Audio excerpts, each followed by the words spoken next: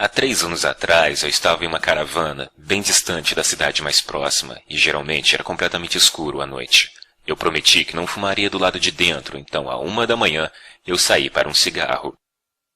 Depois de alguns minutos parado na escuridão, eu pude perceber que consegui enxergar claramente a minha mão, algo que eu não conseguiria fazer nas noites anteriores. Então eu olhei para cima, esperando ver o brilho da lua cheia. Mas a lua não estava à vista. Ao invés, havia uma longa e brilhante nuvem bem acima de mim. Os romanos a chamaram de a Via Galáctica, a Estrada de Leite. Hoje nós a chamamos de Via Láctea. Para aqueles que perderam essa aula na escola, os fatos básicos são estes. Lembre-se de que um ano-luz equivale a 9,5 trilhões de quilômetros. A nossa galáxia tem um diâmetro de aproximadamente 100 mil anos-luz. O nosso Sol está localizado na extremidade de um dos braços espirais a cerca de 26 mil anos-luz do núcleo da galáxia. São necessários de 200 a 250 milhões de anos para o Sol completar uma órbita em volta do núcleo. Ao redor da galáxia, acima e abaixo do disco, numa auréola circular, existem aproximadamente 200 aglomerados globulares, que podem conter até 1 milhão de estrelas cada. A Via Láctea contém 200 bilhões de estrelas, aproximadamente. Esses números são essenciais para compreender o que é uma galáxia. Mas quando a contemplamos, alguma parte da mente humana protesta que não pode ser assim. Mas uma investigação das evidências nos leva à conclusão que é. E se você chegar a essa conclusão numa noite escura e limpa, quando olhar para cima, você pode ver algo que irá mudar a sua vida. É assim que uma galáxia se parece, vista de dentro, dos subúrbios do nosso Sol. Através de um binóculo, para cada estrela que você consegue enxergar com o olho nu, você verá mais 100 ao redor dela, todas suspensas numa névoa azul acinzentada.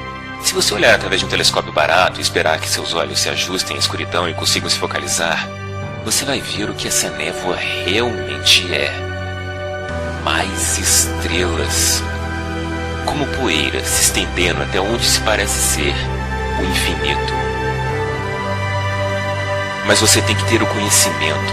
Enxergar é só metade. Naquela noite, 3 anos atrás, eu sabia de um pouco das coisas que estavam lá fora. O tipo, a escala e a idade das coisas. A violência e a destruição. A energia pulsante. A gravidade inexorável. E o desespero da distância. Mas eu me senti seguro, porque eu sabia que meu mundo está protegido pela mesma distância que os outros temem. É como se o universo estivesse gritando na sua cara. Você sabe quem eu sou, o quão grande eu sou, o quão velho eu sou. Você pode sequer compreender o que eu sou, o que é você comparado a mim. Mas quando você aprende ciência, você pode sorrir para o universo e responder: cara, eu sou você. Quando eu olhei para a galáxia naquela noite, eu sabia que até o mais fraco cintilar de uma estrela era uma conexão real entre o meu olho ao longo de um fino raio de luz até a superfície de um outro Sol. Os fótons que os meus olhos detectam, a luz que eu vejo, a energia que interage com os meus nervos, vieram daquela estrela. Eu pensei que eu nunca poderia tocá-la, mas mesmo assim, algo que vem dela atravessa todo o vazio e me toca. Eu nunca poderia ter imaginado. Os meus olhos viram apenas pequenos pontos de luz, mas a minha mente enxergou muito mais. Eu vi as explosões de radiação gama das estrelas gigantes serem convertidas em energia pura pelas suas próprias massas. Flashes de luz que brilharam do outro lado do universo muito antes de a Terra ter se formado. Eu vejo o brilho invisível das micro-ondas da radiação de fundo deixado pelo Big Bang. Eu vejo estrelas vagando erroneamente a centenas de quilômetros por segundo e o espaço-tempo se curvando em volta delas. Eu até mesmo consigo ver milhões de anos no futuro. Aquele brilho azul irá explodir um dia, aniquilando todos os sistemas solares próximos, em um apocalipse que numa comparação faria a fúria dos deuses humanos parecer algo patético. Mas foi a partir de uma destruição dessas que eu fui formado. Estrelas morreram para que eu pudesse viver. Eu sou um produto de uma supernova. E você também.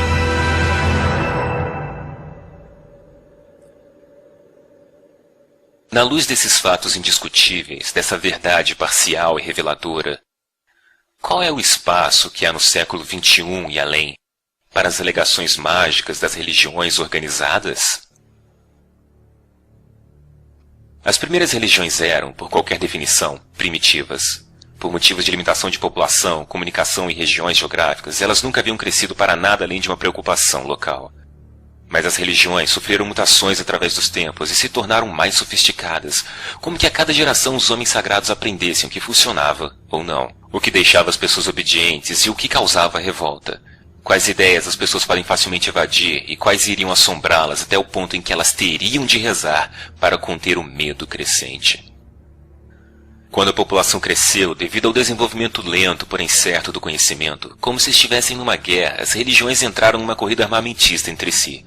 Dos deuses do vento, do trovão e do mar, as ameaças e as escalas de poder dos deuses cresceram a níveis supremos, ao ponto de que toda religião organizada possuía um deus que era onipotente, onibenevolente, onisciente, e palavras como infinito e eternidade são usadas sem escrúpulos, enquanto que todas as outras palavras são abertas a abuso até que elas signifiquem exatamente o que as religiões querem que elas signifiquem. Naquela noite sobre a Via Láctea, eu que tive a experiência, não posso chamá-la de uma experiência religiosa, porque eu sabia que ela não foi religiosa em nenhum sentido. Eu estava pensando sobre fatos e física, tentando visualizar o que realmente eu estava vendo, e não o que eu gostaria que fosse. Não existe uma palavra que exprima esse sentimento provindo dessa revelação científica, e não mística. O motivo disso é porque toda vez que alguém sofre esse deslumbre, a religião a rouba, simplesmente dizendo, você teve uma experiência religiosa. E os espiritualistas vão dizer a mesma merda.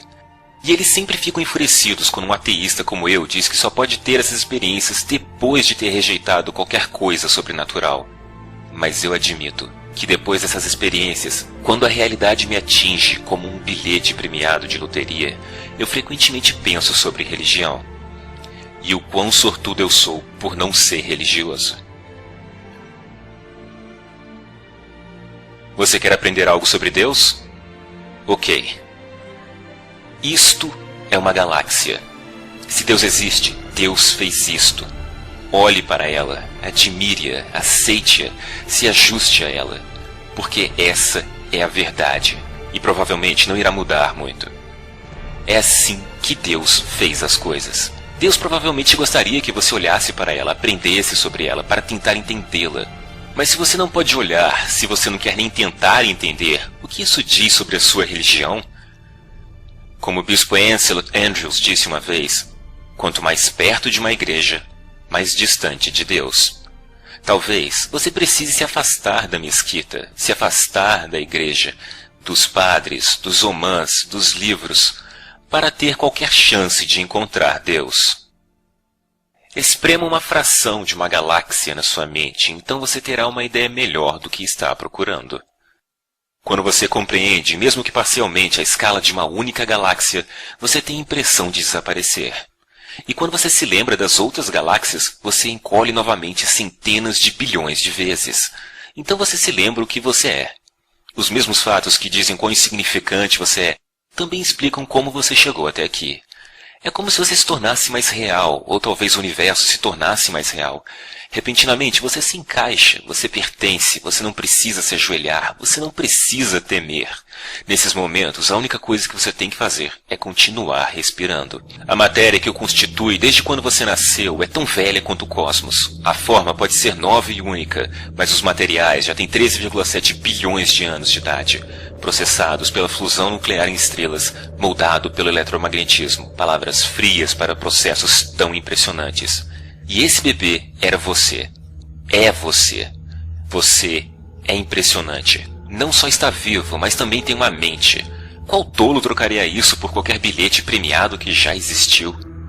Quando eu comparo o que o conhecimento científico fez comigo e o que a religião tentou fazer, às vezes eu sinto calafrios. A religião diz às crianças que elas podem ir para o inferno e que elas têm de acreditar, enquanto que a ciência diz que elas vieram das estrelas e apresenta motivos nos quais elas podem acreditar. Eu já contei a diversas crianças sobre estrelas, átomos, galáxias e o Big Bang, e eu nunca vi o medo em seus olhos. Apenas o encanto e a curiosidade. Elas querem mais, Por que as crianças nadam enquanto os adultos se afogam? O que aconteceu com a realidade entre a infância e a idade adulta? Será que alguém prometeu algo que é tão lindo que o nosso universo parece estúpido e vazio? Até assustador em comparação? Isso tudo ainda pode ter sido feito por algum criador, mas a religião fez parecer que é algo desagradável. A religião pinta tudo que não a si própria como algo profano e pecaminoso, enquanto embeleza e dignifica suas mentiras e erros, como um porco que veste a melhor das roupas. Em seu esforço de tentar nos impedir de enxergar a realidade, a religião se tornou a realidade que não podemos encarar. Veja o que a religião nos obrigou a fazer, com nós mesmos e para os outros. A religião roubou o nosso amor e a nossa lealdade e a deu para um livro, para um pai telepático que diz às suas crianças que o amor significa se curvar diante dele. Eu não sou pai, mas posso dizer que essas crianças vão crescer perturbadas. Não pode ser saudável para uma criança ou para uma espécie. Foi-nos dito há muito tempo atrás que só havia a Terra, que éramos o centro de tudo. Isso se mostrou uma mentira. Nós ainda não nos ajustamos a isso. Nós ainda estamos em choque. O universo não é o que nós esperávamos que fosse. Não é o que eles nos disseram que seria. Esse entendimento cósmico é novo para nós, mas não há nada a temer. Nós ainda somos especiais. Nós ainda somos privilegiados. Pode haver um paraíso, mas ele não será perfeito, e nós mesmos é que teremos de construí-lo. Se eu tenho algo que pode ser chamado de alma que precisa ser salva, então a ciência a salvou da religião. Algumas pessoas acham realmente deprimente o fato de que o universo só poderá suportar a vida por mais apenas 30 bilhões de anos. 30 bilhões de anos. Você deve estar de sacanagem.